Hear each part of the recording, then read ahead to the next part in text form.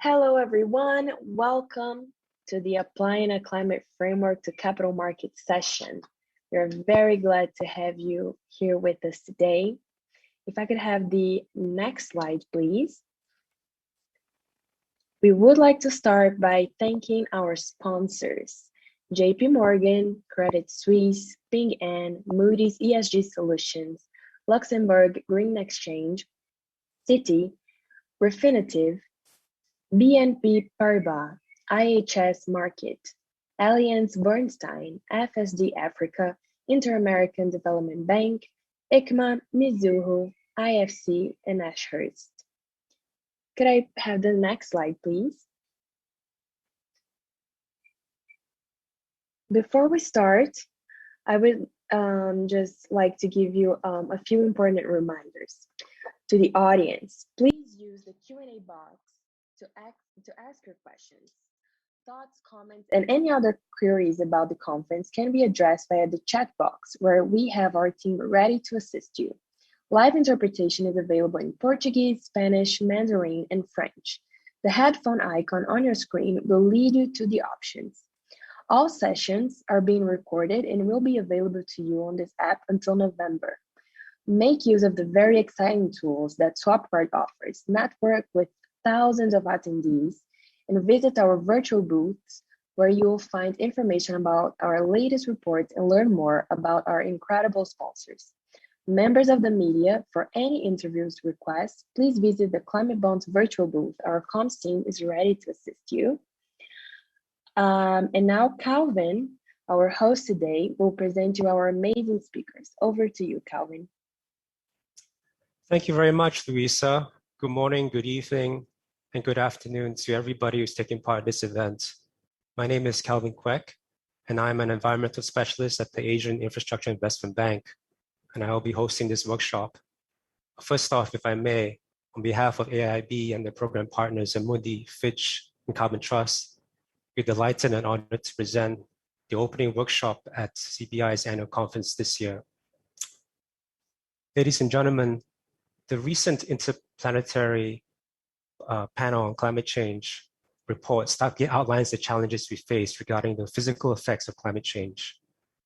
The Earth has risen in temperature of about 1 degree since the late 1800s, with surface temperatures rising faster than any 50-year period over the past 2,000 years since 1970. Now, even under a low emission scenario, temperatures are expected to rise by 1.5 degrees by 2040, and sea levels will rise by 0.35 meters by 2050. And there are many ways one can internalize all of these statistics, but what appears to be a constant cascade of extreme weather events over the past several months is probably going to become the norm. Under present 1 degree warming levels, the frequency of a 10-year extreme temperature event is now 2.8 times likely to occur compared with a climate without human influence. And for a 50-year event, the likelihood is 4.8 times. Thus, ladies and gentlemen, what once appeared to be frequent occurrences of weather events is now increasingly the norm. Tail end events are no longer going to be tail end events. Thus, it is the urgency to address climate change has never been higher. It is with this sense of urgency that AIIB and Amundi have developed a toolkit for investors to apply a climate framework to capital markets that is aligned with the recommendations of the Paris Agreement.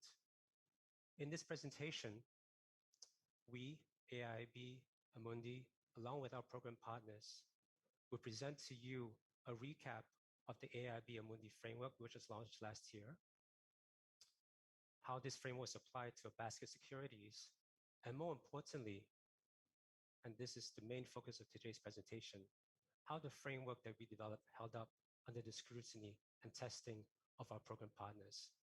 Today with me on this panel is Jingyi Zhang, investment officer at Asian Investment Bank, Tobias Heisenberger from Amundi, Xingyi Lao from the Carbon Trust, Krista Tukianen from the Climate Bonds Initiative, and Michelle Carvillas.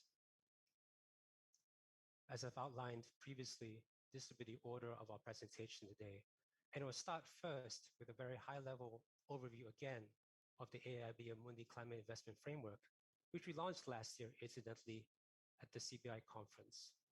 With this, I'd like to hand it over to my colleague Jingyi, who will walk us through the first section of today's presentation.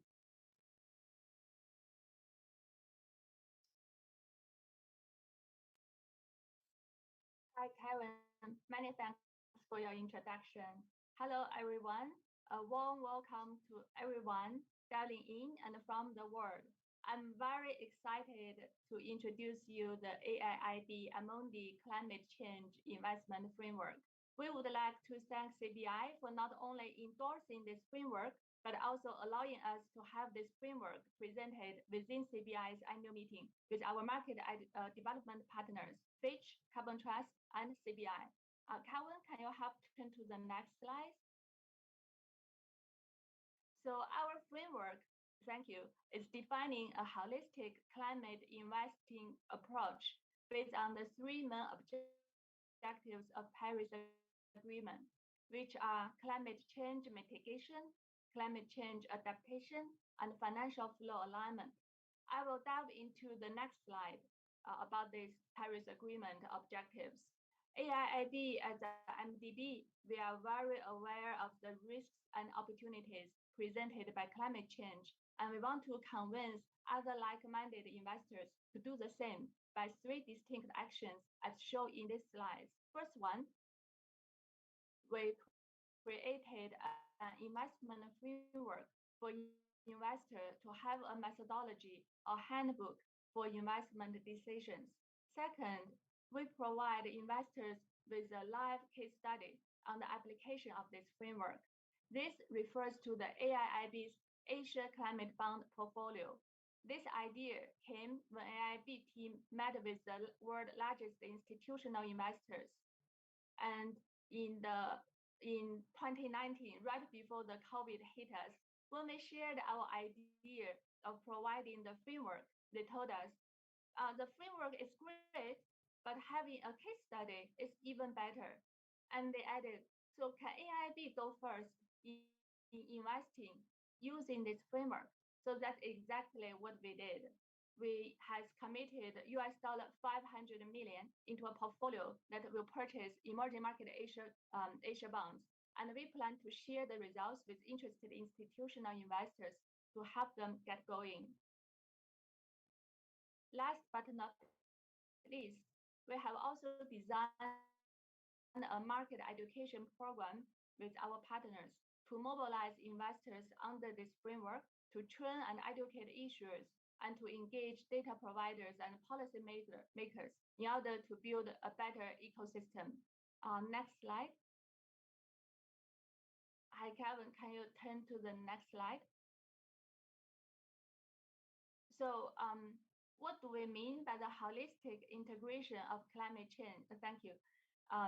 Holistic integration of climate risk and opportunities into investment considerations. So the Paris Agreement is the go-to reference point for global actions on tackling climate change. It has three recommendations as shown in this slide. The first recommendation addresses the climate change mitigation.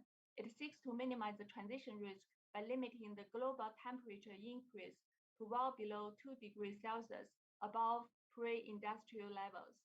The second recommendation addresses the climate change adaptation and seeks to mitigate physical risk by increasing resilience to the adverse impact of climate change. The third objective addresses the transition effort made by all of us, which should support financial flows towards low greenhouse gas and climate resilient activities. One example would be for a company to have more green business every year as part of their overall revenue. So what's interesting is that for every risk, there also exist opportunities. The opportunities is that if a company was to follow the Paris Agreement recommendation, they would not only survive, but also thrive in a climate changed world. So our analysis actually defines three types of issues. The first tab in the red box are issues that perform poorly on these variables. So these issues are excluded from our framework and from our investment. The second type, we call them B-list issues. They are moving in the right direction, but not there yet. So they are eligible and targeted for further engagement. And the last type, we call them A-list issuers. They are outperforming for all variables. So for this investment strategy targeting these issuers, it is more resilient to climate change risk, and it is more exposed to opportunities not priced in by the market currently. So now let me pass the time over to my colleague from Amundi, Tobias, to talk about the framework and our portfolio in more details. Thank you. Thanks, Jingyi, and hi, everyone. So just for a quick introduction, so my name is Tobias Hessenberger. I work at Amundi. We're essentially a team of helping clients like AIB and other development finance institutions set up some sustainable finance initiatives.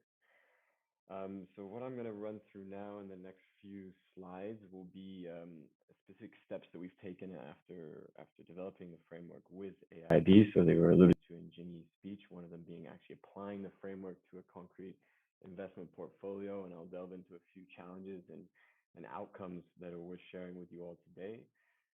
And then I'll briefly go into also the next step that we're working on currently, which is actually enacting the framework in relation to that portfolio. So everything around building an effective engagement program, focusing on those B-list issues that Jingyi highlighted nicely for us.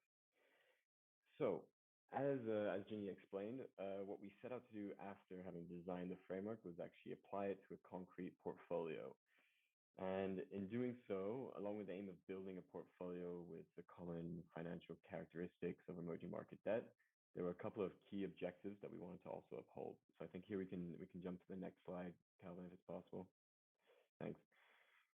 So these objectives that I mentioned relate to applying the framework successfully to ensure an appropriately high quality ESG profile of the companies in the portfolio. And these objectives are specifically split, between two objectives. On the one hand, this relates to, first of all, selecting the ESG data, the ESG data providers under each variable of the framework, whose methodologies we want to be as close to the framework as possible, so on physical risk, transition risk, and green revenue. And thereafter, the second objective related to actually using Près du cadre, et le deuxième objectif qui est trait à utiliser les données numérisées de façon correcte. Nous faisons donc ce processus pour utiliser les données et nous sélectionnons l'entreprise qui est en ligne avec l'idée de toutes ces tâches. Et vis-à-vis de cet objectif, nous avons donc une demande plutôt de proposition globale, et nous avons fait cela de sorte à pouvoir être validés. Et ce que nous avons donc découvert, fondamentalement, c'est que si les données étaient disponibles ou pas par rapport à ces sujets-là, et donc nous avons une méthodologie qui, à vrai dire, était en train d'être utilisée pour toutes ces données vis-à-vis des investisseurs, pour ces investisseurs, et nous avons ainsi deux aspects de méthodologie, de couverture pour trouver ces ensembles de données pour ces portefeuilles, pour nous concentrer sur ces deux variables. Et nous avons la méthodologie qui a trait à cette, pour les revenus verts, et nous avions certaines choses qui devraient être inclus dans ces données, dans cette méthodologie. Par exemple, inclure la stratégie d'atténuation, par exemple, et qui n'est pas exposée au changement climatique. Et ainsi, nous savons que les marchés sont les marchés les plus exposés, et pour ceux-là ont un risque d'exposition plus important dans ce risque physique. Nous avons également eu des variables de couverture, et cela a changé beaucoup.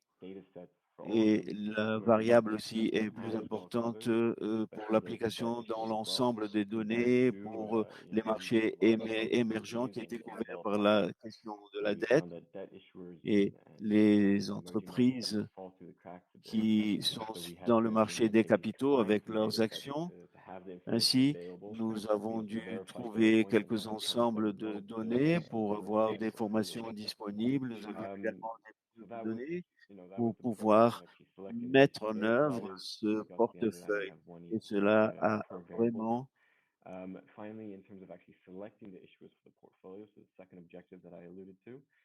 et lorsque nous avons pu sélectionner pour les portefeuilles, nous avons décidé de mettre le plus possible dans ces portefeuilles. Et si l'on veut vraiment créer ces portefeuilles, il faut qu'on ait une liste B, il faut s'engager par ce que nous avions également un deuxième objectif qui était une approche claire vis-à-vis de ce cadre. Nous voulons également être inclusifs et nous avions également cette éligibilité et toutes les contraintes concernant chacune de ces variables. Et d'après ces données, sur la base de l'échelle que nous avions, où il y avait une spécification de type de société, d'entreprise qui ne tenait pas dans ces boîtes rouges ou des sociétés qui ne s'occupaient pas vraiment du climat, où nous avions aussi qui voyaient les choses de façon plus sérieuse. Et à nouveau, nous avons essayé d'avoir ce portefeuille avec certaines de ces entreprises. Donc, on peut passer à la prochaine diapo, s'il vous plaît. Bien. À vrai dire, nous avons pu faire cela. Nous avons pu mettre en œuvre ce portefeuille avec ses caractéristiques. Nous sommes concentrés sur les institutions financières pour faire en sorte que ce portefeuille soit possible. Et le message est que cela peut être fait pour tous les investisseurs. Il y a des enjeux naturellement, mais ils peuvent être dépassés pour que nous puissions comprendre et mettre en œuvre un portefeuille. C'est un grand enjeu pour ces marchés émergents et il y aura une géographie, c'est plus facile à être appliqué dans les marchés développés après avoir mis en œuvre ce portefeuille d'investissement. Le prochain enjeu a été de mettre en place ce cadre. Ainsi, c'est de cette façon-là qu'on arrive à mettre en œuvre le cadre pour mobiliser les émetteurs. Cela a trait à tout ce que nous avons à faire avec le portefeuille. Nous l'avons développé sur la base du cadre. Ça a été donc une bonne idée. Et tout d'abord, nous avons passé par le portefeuille pour pouvoir avoir cette partie de l'entreprise qui nous a mené aux principaux défis par rapport auxquels les entreprises ont dû envisager, le risque physique des recettes, ainsi que beaucoup d'autres questions qui ont dû être considérées. Ainsi, fondamentalement, nous avons atteint ces entreprises et où nous avons eu ces risques-là de transition. Naturellement, on n'arrive pas tout simplement. Nous avons le niveau de pointage et une notation au-dessous de la limitation de la limite qui avait été définie. Nous avons trouvé des points récurrents. Et nous nous sommes donc rendus compte qu'il y avait un manque de cible de réduction et parce qu'il n'y avait pas de stratégie de réduction. Et s'il y avait une structure de gouvernance qui tenait compte si l'entreprise allait réussir, revoir les recettes, visiter les entreprises il y a toujours cette question-là de diffusion adéquate de ces activités. Autrement dit, comment sont structurées les informations. Cela a été identifié également par les fournisseurs et que nous avons eu beaucoup de points communs et qui étaient des critères, des indicateurs différents qui ont été intégrés au sein de notre stratégie d'engagement. Et en fin de compte, nous avons identifié des sociétés avec une notation plus faible. Nous avons augmenté la liste A de sorte à pouvoir continuer à travailler avec ce cadre futur. Ainsi, nous avons atteint un nombre limité d'entreprises qui augmenterait cette probabilité d'avoir ces sujets d'engagement. Comme vous pouvez donc voir là sur la diapo, c'est juste un panorama général des résultats attendus et tout cela sera revu. Le portefeuille, nous allons publier ça au début de l'année. Ce portefeuille va vraiment refléter les résultats des engagements de l'année et nous espérons donc pouvoir partager notre réussite ainsi que les étapes par lesquelles nous avons passé, les pas que nous avons affranchis. Et avec le temps, nous allons présenter cela à toute la communauté de façon beaucoup plus englobante.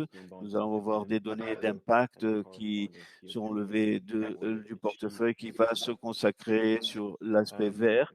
Et nous avons des initiatives également des entreprises. Ainsi, nous aurons ce rapport, ce sondage dont mon collègue va en parler. Nous allons nous concentrer sur cela juste à la fin de cette session. Nous avons appris des leçons et cela complémente et nous permet de nous engager dans cette discussion avec la communauté de façon plus générale. Et je passe donc maintenant Thanks à very much, IAB. Tobias. So, ladies and gentlemen, Merci my colleague beaucoup, Jeannie outlined mesdames et messieurs. investment framework. Ma collègue Jean, comme ma collègue Jean a présenté, nous avons donc ce cadre.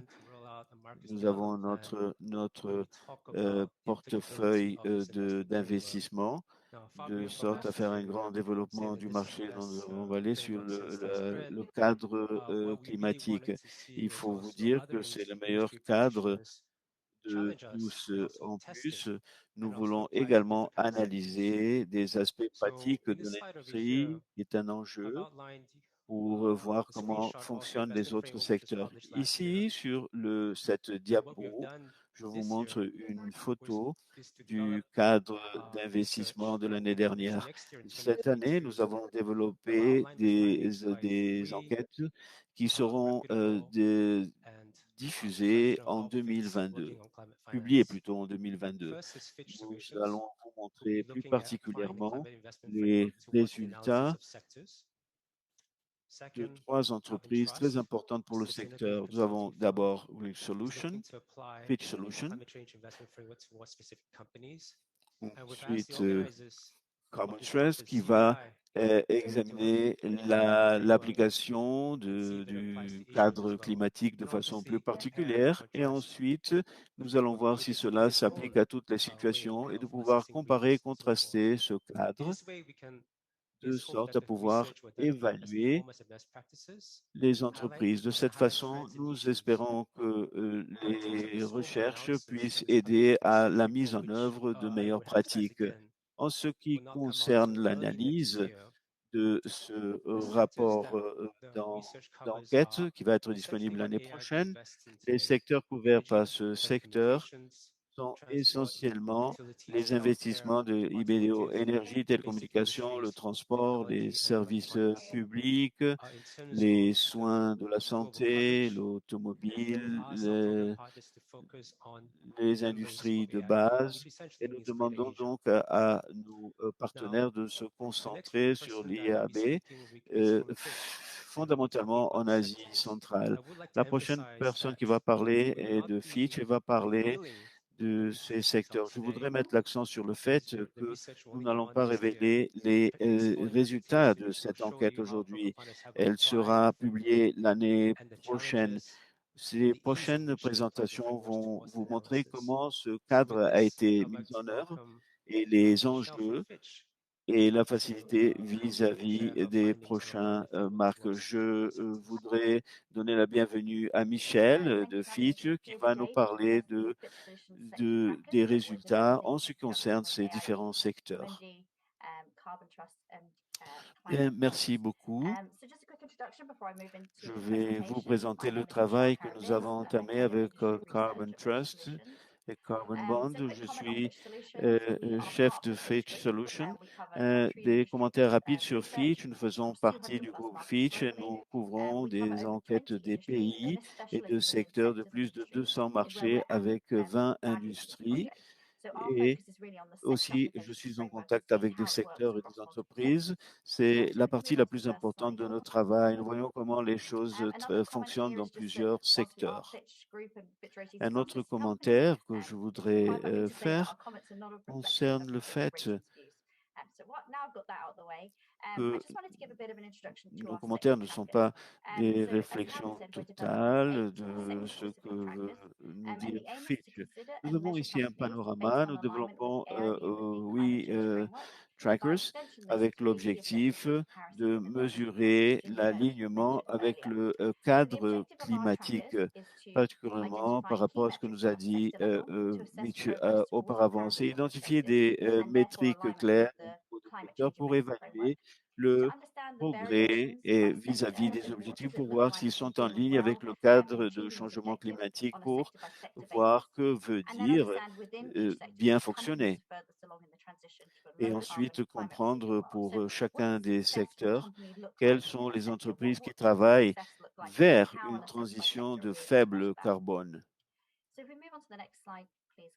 Et comment nous pouvons mesurer cela d'un secteur par rapport à un autre. Nous voyons donc quelle est la meilleure méthodologie à être appliquée. Comme j'avais mentionné auparavant, nous avons dit oui trackers pour chacun des secteurs. Ce que nous allons voir après, c'est que nous devons développer oui trackers indépendants car la disponibilité des données et la comparabilité selon les modèles de business étaient limitées. Nous allons en reparler, mais je voudrais vous expliquer la structure générale d'abord. Nous avons une matrice qui montre la structure du travail de façon globale. Si on analyse là les piliers qui reflètent l'indicateur, mais le pilier numéro 4, je vais le mentionner plus tard.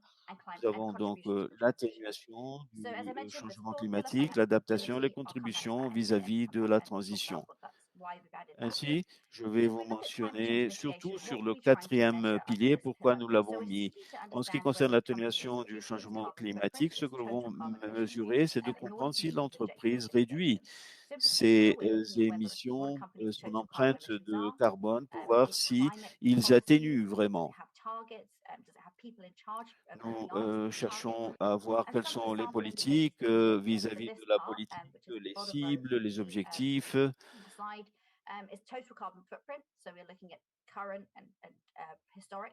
Et donc, dans ce sens, nous analysons l'histoire de carbone des entreprises et aussi pour voir l'atténuation de carbone, s'ils ont des objectifs, des personnes responsables de ces objectifs, s'ils ont un mandat pour atteindre ces objectifs. En ce qui concerne l'adaptation, sur ce pilier, nous cherchons à mesurer l'adaptation aux risques physiques de l'aspect climatique, comme la chaîne d'approvisionnement et les mesures pour s'adapter aux changements climatiques qui nous affectent. en ce qui concerne les risques physiques du changement climatique. En ce qui concerne les indicateurs, nous avons la gestion de la chaîne d'approvisionnement pour voir si l'entreprise va réussir à gérer et aussi continuer à faire ses affaires et s'il y a des risques physiques, s'il y a des processus pour limiter son exposition. Et finalement, de ces trois piliers, nous examinons les contributions vis-à-vis de la transition. Sous ce pilier, nous cherchons à mesurer comment les entreprises font une transition plus verte et comment elles soutiennent cette économie verte pour que les opérations soient plus vertes. Donc, nous essayons de voir quelle est la partie des revenus, quels sont les efforts pour que l'entreprise soit moins en carbone et ce qu'ils font pour pouvoir assurer la transition vers la transition. Et les deux types d'indicateurs que nous avons sur ce pilier, la mobilisation d'actifs, s'ils investissent dans des actifs plus durables et qu'il y ait moins de carbone et des technologies vertes. Là, je voudrais vous montrer un indicateur supplémentaire pour mesurer le progrès du secteur pour un monde résilient au changement climatique. Il s'agit d'un pilier qui mesure la capacité financière. Nous essayons de comprendre la capacité financière des entreprises selon les mesures que je vous ai montrées sur les autres piliers pour assurer l'alignement avec les accords de Paris. Quand nous examinons les différentes stratégies, les objectifs pour avancer vers l'atténuation, l'adaptation et la contribution, il y a beaucoup d'investissements que les entreprises devaient faire pour atteindre leurs objectifs. Nous avons les nouvelles technologies, la recherche et le développement, le lancement de nouvelles lignes d'affaires, l'exposition au marché. Nous avons examiné aussi les sociétés établissent des objectifs de carbone. S'il y a une personne qui s'en occupe, comment mesurer l'empreinte de carbone, comment comprendre s'ils ont des mesures pour comprendre quelle est leur position en ce moment, pour pouvoir faire une traçabilité.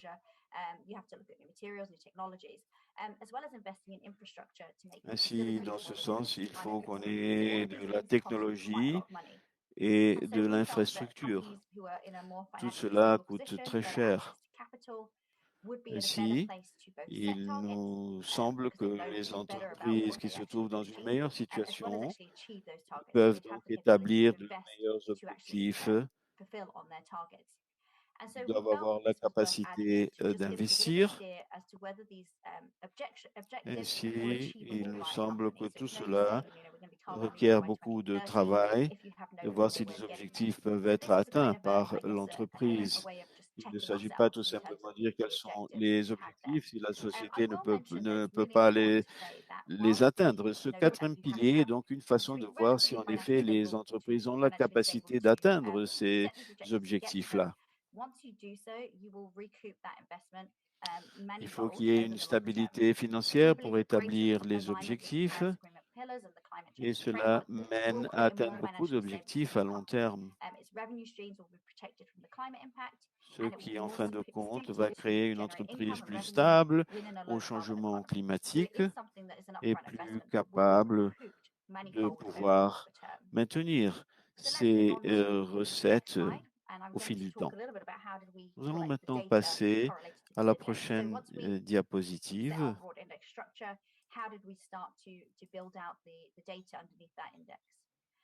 So as I already discussed, we're focusing on 8 specific sectors. So that was our starting point. And the companies that we're including under each sectors were all based in AIB members. Nous avons donc les entreprises dans chacun des secteurs et elles se fondent sur l'AIB, les membres de l'AIB. Il est important que cela soit visible au public et qu'il y ait aussi un niveau significatif de régionalisation. Il est également important qu'il y ait une diversité géographique relative, que toutes les sociétés ne soient pas basées dans un même pays. et de créer des métriques pour chacun des piliers. Je vais vous parler un peu de l'approche que nous avons utilisée pour ce faire. Nous avons défini les secteurs, la question géographique et ensuite nous avons sélectionné les sociétés qui représentent mieux le secteur. Et ainsi, nous allons chercher un groupe d'entreprises qui offrent un échantillon de ce qui existe sur le marché, dans ce secteur et dans cette région. Cela sera fait également à partir de l'analyse du reporting, de l'analyse entrepreneuriale et d'autres rapports ayant trait au but de carbone et d'autres concernant le développement climatique et devons analyser quel type de données disponibles. Et nous nous sommes rendus compte que selon l'entreprise et le secteur, le type de données disponibles sont très différents les uns des autres. Nous avons couvert plus de 20 secteurs différents et nous avons une forte expérience dans ce domaine. Si nous essayons, par exemple, de réaliser la transition et de faire en sorte que notre portefeuille soit plus vert, il faut tenir compte qu'il y a des spécialités dans ce secteur pour chacun de ces piliers-là. À partir de là, nous réalisons plus de collecte de données et à partir de là, également, nous pouvons mieux sélectionner les entreprises.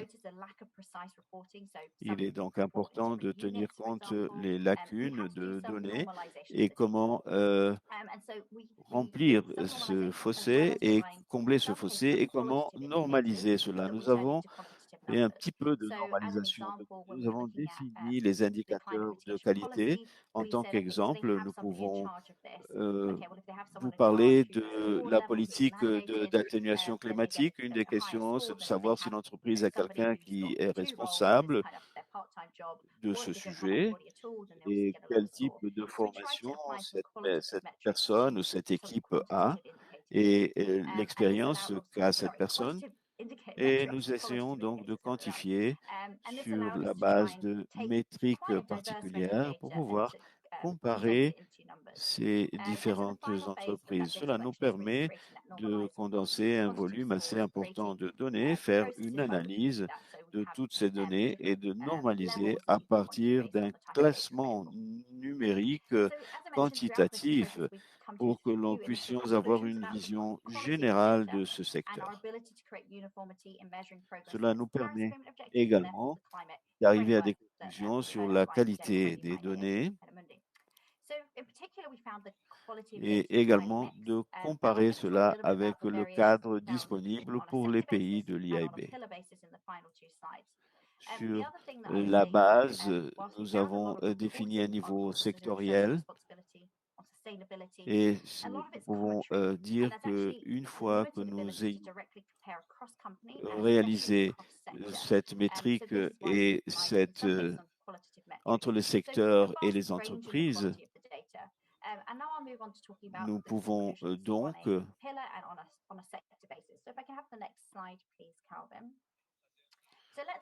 faire cette comparaison en tenant compte de tout le secteur et de chaque pilier.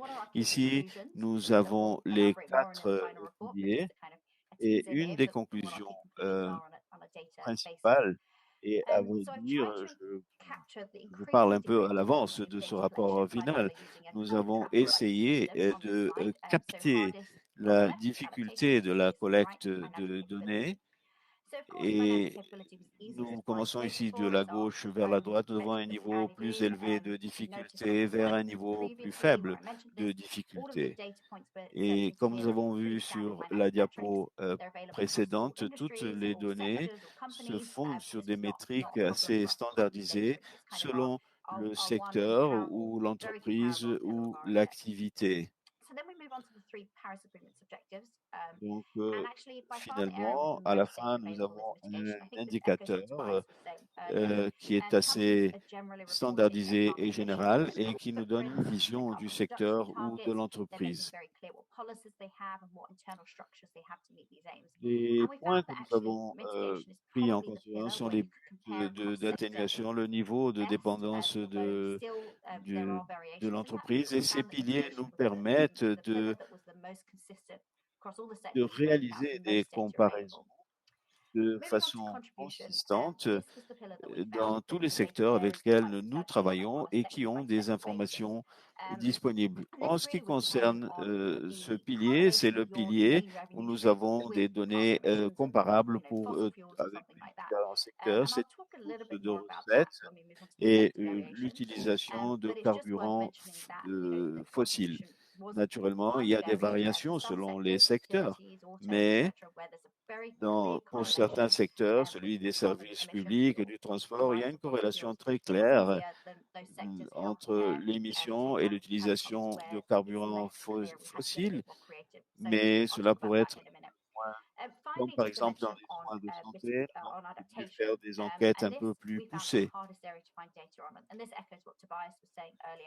En ce qui concerne l'atténuation et l'adaptation, nous avons plus de difficultés pour faire cette analyse et cette comparaison.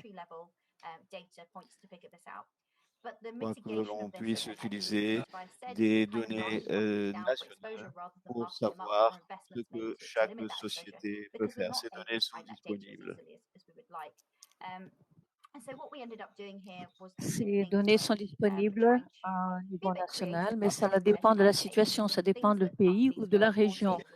En fait, il nous faut vraiment être très créatifs sur comment mesurer les adaptations. Autrement dit, les entreprises qui sont en train de changer leur chaîne logistique et de faire des changements en pensant davantage au long terme. Il y a des entreprises qui essaient, par exemple, de changer leur utilisation de l'eau, le volume d'eau qu'elles utilisent, et cela peut être un indicateur d'intérêt qui montre son intérêt dans l'adaptation. Également, la disponibilité des matières premières, ce qui peut également varier d'un pays à l'autre. C'est le genre de choses que nous finissons par analyser justement pour faire la comparaison des niveaux d'adaptation de chaque secteur ou entreprise. Nous avons eu des défis en matière d'adaptation et c'est quelque chose qui nous a causé un certain souci au début, mais nous sommes parvenus à un ensemble de données qui fonctionnaient dans tous les secteurs et également par rapport à l'adaptation. Nous sommes maintenant, par exemple, dans la dernière diapo, qui sont les adaptations sectorielles. Et notre objectif était d'analyser ce secteur ou plutôt les autres secteurs qui ont été placés là sur la liste. Et dans ce cas-là, nous n'avons pas eu de situation d'alerte rouge ou aucun secteur qui soit spécialement ne cause un souci, mais dans quelques secteurs, nous avons eu plus de difficultés, comme par exemple ceux de la santé, où la corrélation entre les endpoints et les activités n'était pas assez claire, et d'autres où c'était plus clair, comme l'énergie, les services, les transports. Et qui sont, si l'on considère les piliers, il y a des secteurs qui sont plus faciles à comparer, où il y a des contraventions qui sont bien plus claires, où les relations sont bien plus claires en fait. Toutes ces activités ne sont pas si faciles à comparer entre elles. Et dans le cas, par exemple, en revenant au cas de l'énergie, si on compare les fossiles par rapport aux combustibles propres, s'il faut lier cela à l'adaptation climatique, c'est plus facile à faire, mais dans d'autres, ça peut ne pas être si clair. Alors, ce que nous voyons, c'est que dans le cas de l'énergie, les services publics de transport et le secteur de l'automobile sont plus évidents. Et on peut dire que ces compagnies deviennent plus résilientes à partir du moment où nous étudions les combustibles fossiles. Dans le cas des télécommunications et de l'énergie, et de l'industrie. C'était un peu plus difficile, mais cependant, nous pouvions dire que les entreprises étaient en train de rendre leurs activités, leur entreprise plus amicales au climat. Et dans le cas des communications, ça peut n'être pas si clair, mais les activités sont davantage liées aux produits. Mais dans le cas de l'industrie de base, c'est quelque chose qui était assez clair. Comme par exemple, dans le cas d'une des questions qu'on posait par rapport à l'une des industries de base, c'est si on était en train de développer un type d'activité ou si on utilisait des types de structures et de construction qui étaient tournées à l'atténuation des changements climatiques. Une des questions que l'on posait, c'était si on était en train de créer des constructions, des structures qui soient efficaces par rapport à l'énergie et cela pouvait contribuer à un monde plus résilient, pouvait contribuer au climat également et à de basses émissions. Notre défi, évidemment, dans le cas où nous parlons des services, c'est qu'il n'y a pas de relation directe entre les émissions et la résilience climatique et le service ou l'activité qui est accédée.